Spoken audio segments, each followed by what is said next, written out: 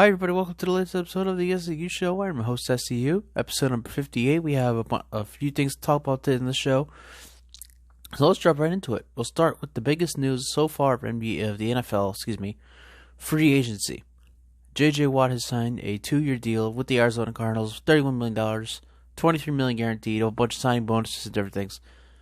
Now, ladies and gentlemen, there are absolutely no excuses for the Cardinals. There are none at all to win the NFC West. Look at what they have. They have J.J. Watt and Chandler Jones, the 1 and 2 sack leaders since 2012. That's a 9-year span of having the top 2 sack leaders on the same team. They also have the very talented wide receiver core in DeAndre Hopkins, Larry Fitzgerald, if he does return, which you expect to return, and Isabella, Christian Kirk. And look at the guy that's throwing to them. Kyler Murray, one of the most talented quarterbacks in the league, is throwing to them. So again, no excuses at all for Arizona. Last year, they had it right there at the end of the season. It was right there for them. A playoff spot, a win in one game, and they would get a playoff spot. All they had to do was beat the 49ers. And I remember watching this game with my friends, and I was like, "Oh, the Cardinals are gonna, they're gonna dominate the Niners. There's no competition really right now." The Niners won, big time. And I was so upset. I was so pissed. I was like, how are the Cardinals going to let this happen to them? The 49ers are on their third-string quarterback. And you have all this talent, this powerful team. How are you going to let this happen? So, and then next week, it was the situation where they needed to beat the Rams, and the Packers beat the Bears, and then they would get in, or something along those lines. And I had rooted against Arizona because they had just choked against San Francisco. All they had to do was beat the 49ers. They were a playoff team. Lo and behold, they lost to the Rams. They lost to John Wolford, a backup quarterback. They lost to him. It's a really bad performance. It was bad. And I was happy that I don't like to be anti-anything, but I was happy that the Cardinals had won, or had lost, and were not going to the playoffs. It was a choke job, kind of like the Steelers. I hadn't rooted for the Steelers. That year they had Antonio Brown. They were a win away from the playoffs, and they choked it. Yeah, that was kind of what the Cardinals did this year. I was rooting against Arizona this year, but now I'm rooting for them. I am with the Cardinals. Again, this talented team. Larry Fitzgerald, Christian Kirk, DeAndre Hopkins, Andy Isabella, Kyler Murray. You have the 2 sack leaders since 2012, and J.J. Watt and Chandler Jones. There's no excuses. Not to mention, look at the rest of the NFC West. It's a big question mark. The rest of the NFC West has nothing going for them. The Seahawks might trade Russell Wilson. We'll get to that in a moment. The 49ers don't know who their quarterback is. John Lynch is saying, "Oh, Jimmy G's our quarterback," but if he does bad or he gets hurt again, what are you going to do? And the Rams is traded for a guy who has not won a playoff game in a 12-year career. Now, the Rams do have a great defense, but Arizona's about to, show them what they're made of as well. And I would pick the Cardinals offense over the Rams offense. And therefore, again, absolutely no excuses for Arizona this year. In 2021, the Arizona Cardinals must win the NFC West, or it's a lost season. It'll be a lost season. That's it. I mean, you have to win the NFC West this year. This is the year to take advantage of everything going on in your division, as well as what you have on your team. Take all of that, make it a playoff team, and potentially a Super Bowl contender. That's all. It's simple. It's that simple. You have the team, make it happen.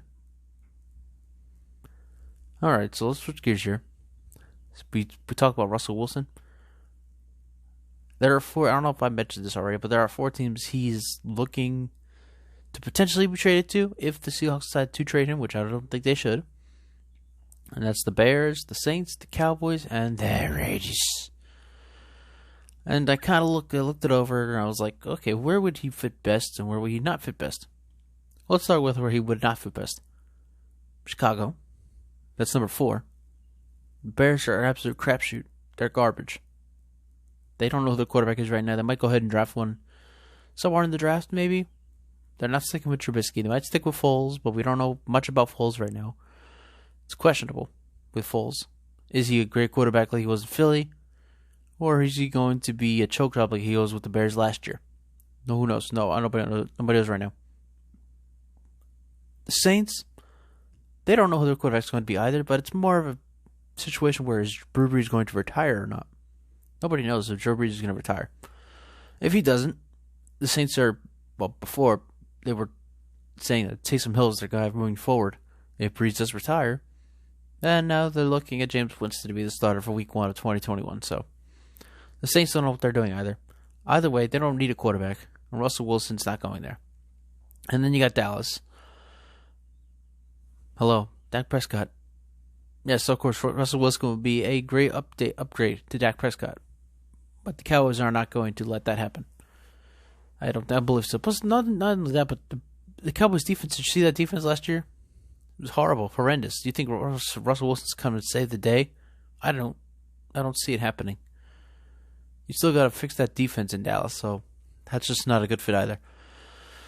And that leaves one team, just one team that really fits. And that's the Raiders. That's right, the Las Vegas Raiders are the perfect fit for Russell Wilson if he is to be traded. They have a pretty decent receiving core. They have Nelson Aguilar, I believe he's still there. They had the rookie Henry Ruggs. He's a talented receiver. Not to mention the offensive line that Raiders have. That's a great offensive line. I've seen it. I've watched games where they have a great offensive line. And the big thing, I think that makes the most sense, or make the most important key factor for Russell Wilson going to the Raiders, his coach, John Gruden. He's won. He's successful. He's smart. He knows football. Having him and Russell Wilson together, it's going to be great. It would be great. It would make so much sense for him if he is to be traded, not to go to Vegas. Of all the 4 teams, Vegas makes the most sense of all of them. Not to mention, how great would the AFC West be with Russell Wilson in Vegas? We already have the Chargers. Justin Herbert's the guy. I think we can settle that now. The Chiefs have Mahomes and that talented team. Travis Kelce, McCall Hardman, Tyrann Mathieu, etc. And then you have the Raiders. Yes, you can go off Derek Carr. What has he done for you? Not much. They went to the playoffs without him before. I think, and obviously, and I think everybody would agree here, Russell Wilson is an upgrade from Derek Carr. I mean, it makes too much sense. And then Denver, they're Denver. That doesn't really matter. But outside of that, it would make the AFC West just more interesting as well. So, if I'm Russell Wilson and the Seahawks are looking to trade me, the place I want to go of the 4 teams I chose would be the Las Vegas Raiders. It just makes too much sense. Too much sense for him not to go to Vegas over any other team. Of course, I hope he stays in Seattle. I don't want him going anywhere else but the Seahawks. That's it for him. He needs to stay in Seattle. But we'll see what happens. It's going to be a long, very interesting free agency period moving forward. Okie dokie, let's get to the NBA. The second half begins this weekend. Or the second half begins next week. The All-Star week break is this weekend, so we can talk a little bit about what we've seen so far in the NBA. And we'll start with the Jazz. And people are not going to like this. The Jazz are fool's gold. We've seen this before from Utah. They won, 24, 25, or 23, 25 at this point. They have the best record in the NBA, or one of, if not the best. But we've seen it before. We saw it last year. They were such a talented team. They were so great. They were going to go all the way last year. We said the same thing we're saying now. And look what happened. Up 3-1 in the second round, I believe it was, or the first round, against the Denver Nuggets, who were not as talented as the Jazz are, and are still not. And they choked it, big time. The Jazz are not a playoff-ready team. They're not ready to compete for the NBA title as of right now. And now everybody's like, oh, but they're so successful right now. And I'll say this when I mention the next topic. The only thing that matters is what happens in the playoffs. Because if you can win all you want in the regular season, you can win in the playoffs. What does it matter? What's the difference? And I don't think Utah, while they will probably win this playoff series this year, they're not a team that's going to compete for an NBA title. Especially not this year. I don't even know if they'll compete next year for an NBA title. So they can have all the regular season success they want. But the Utah Jazz, it's not an NBA team, NBA Finals team. They're just not. Who is? Well, that's the Lakers, of course. And again, said the same thing last year. Lakers are struggling. They're not going to win the title. How are they going to do this? Man, look what they did. They won the NBA title last year. And people are still saying, here we go again. Oh, well, the Lakers are struggling right now. They've lost how many ever games in a row, whatever it was. And Anthony Davis is out and all this. And I said right just a minute ago with the Jazz. It doesn't matter what you do in the regular season. Get to the playoffs. And that's when it counts. And that's what the Lakers do. They make it count in the playoffs. Of course, they also make it count in the regular season. They're not, an 8th seed in the Western Conference. You have the best player of all time, LeBron James. You have a great bench. You have Anthony Davis. He'll be back. So let's stop, bashing the Lakers. Like, I don't get it. I really don't get it. Because the Lakers are going to be they're going to be a very successful team. It's just, that's just how it happens. The Lakers are going to be, I don't know, at this point, I would say that the Lakers are going to be in the NBA Finals again come July. I don't know. Maybe the Clippers will finally show up like I wanted them to last year. But right now, I picked the Lakers to represent the Western Conference in the NBA Finals. People are going to keep doubting them right now because they're struggling. But when Anthony Davis comes back and LeBron James, was it blocked in playoff mode, kind of like Steph Curry was for the last 5-6 years, you're going to see the Lakers not a team to be reckoned with, especially when it comes to the postseason. So let's just calm down. The Lakers will be fine. They're going to the NBA Finals. Wouldn't be surprised if they go back-to-back. Would not be surprised at all. And that's it.